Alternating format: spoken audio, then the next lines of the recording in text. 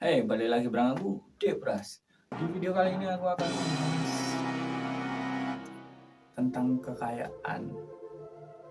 Tapi ini sebuah benda yang melambangkan kekayaan. Menurut kalian benda apakah itu? Apakah berlian, rumah, mobil, permata, cindera mata, logam mulia, emas, atau sebagainya? Ini lebih mahal daripada itu semua. Apakah benda itu? Benda itu adalah antimateri. Wow, antimateri, sebuah sebuah benda yang tercipta dari awal mula penciptaan alam semesta. Benda ini sendiri menurut Badan Penerbangan dan Antariksa atau NASA dalam laman resmi pada tahun 1999 silam menuliskan harga antimateri itu sekitar 62,5 triliun dolar, bukan rupiah, dolar Amerika Serikat per gram. 62,5 triliun dolar Amerika Serikat per gram. Coba bayangkan, itu seberapa banyaknya uang itu. Angka tersebut jika dikurskan ke rupiah, dalam ini kursnya itu 15.582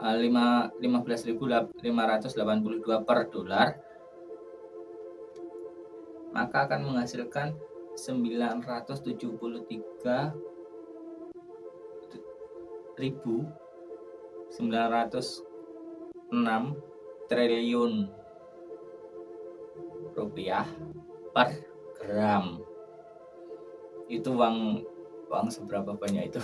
Coba kalian hitung sendiri, itu kira-kira segebok, sepickup, setrailer, kontainer, atau seberapa itu uang segitu itu. Kepala Penelitian Teknologi Populasi NASA, Dr. George Smith, menjelaskan, harga sangat fantastis mengingat antimateri sendiri sangat sulit diciptakan.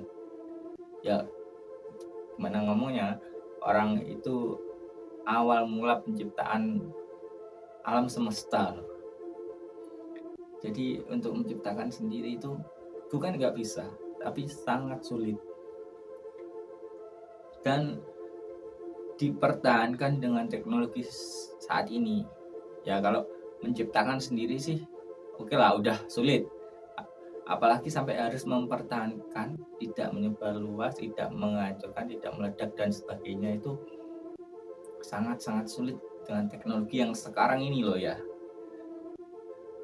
Sebagai benda paling mahal, memiliki kepadatan energi yang luar biasa. Baterai, terus cahaya listrik atau sebagainya itu masih kalah dengan antimateri. Wow.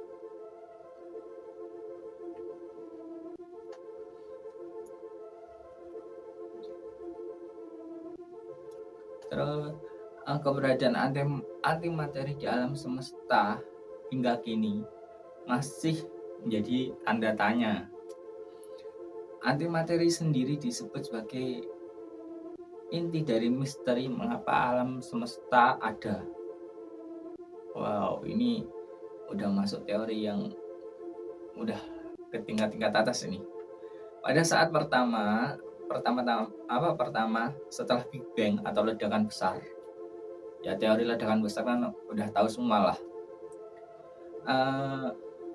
Melahirkan alam semesta, hanya ada energi, alam semesta mulai mendingin dan mengembang. Oke, hanya ada energi, kemudian mulai mendingin, mengembang. Nah, partikel materi dan antimateri diproduksi Jadi saat itu partikel antimateri dan materi diproduksi pada saat proses alam semesta mengembang. Para ilmuwan mengukur sifat partikel dan antipartikel dengan ketelitian yang sangat tinggi dan menentukan bahwa keduanya memiliki perilaku yang identik.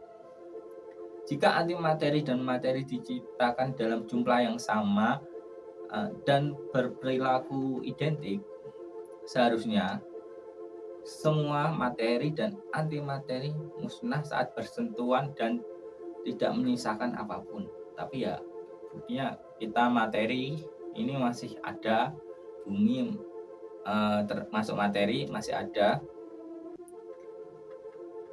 Saat ini yang terjadi justru materi lebih mendominasi daripada antimateri.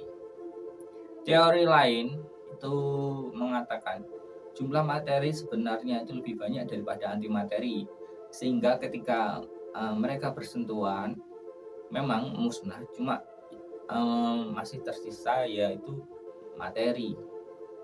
Masih ada materi yang tersisa untuk membentuk alam semesta. Wow, berarti secara logika itu ini lawan dari materi gitu ya. Wow, sangat-sangat luar biasa. Tapi ini memiliki daya yang wah, jangan ditanya deh. Nuklir nggak ada apa-apanya dengan antimateri ini. Tercatat manusia pernah mencoba menciptakan antimateri. European Organization for Nuclear Research atau kita singkat CERN dengan alat bernama atom smasher yang berhasil menciptakan antimateri. Bukan nggak bisa diciptakan, bisa, tapi sangat sulit. Antimateri, beberapa percobaan CERN berhasil menciptakan antihidrogen. Wow, nanti aku taruh sini gambarnya. Antimateri dari unsur hidrogen, dan mereka berhasil menciptakan elemen antimateri paling kompleks hingga saat ini, yakni antihelium atau antimateri dari helium. Wow, jika mereka bisa menciptakan antimateri yang berasal dari proses penciptaan alam semesta, ini berarti menarik lagi jalur dari dahulu, dari awal penciptaan. Mungkin jika bisa ditambahkan alat dan sebagainya, itu bisa dijadikan sumber daya untuk membuat jalan antar dimensi mungkin, atau bisa dibilang untuk sumber tenaga pesawat yang bisa melebihi kecepatan cahaya. Otomatis kalau yang udah melebihi kecepatan cahaya, kalau nggak salah itu semakin cepat benda, maka waktu yang dialami semakin pendek. Otomatis ini bisa menjadi yang dinamakan time traveler, di mana benda hanya waktu atau kecepatan itu hanya berpengaruh pada benda yang di luar benda yang memiliki kecepatan cahaya. Untuk benda yang berada di dalam kecepatan cahaya itu waktu akan berjalan singkat. Jadi mungkin kedepannya ada time traveler mungkin jika sampai antimateri ini dikembangkan ya, karena otomatis untuk menciptakan sebuah alat yang bisa menembus kecepatan triliunan cahaya itu dibutuhkan sebuah sumber energi yang sangat besar. Ya, kita lihat saja ke depannya nanti seperti apa. Aku Depras pamit undur diri. See you.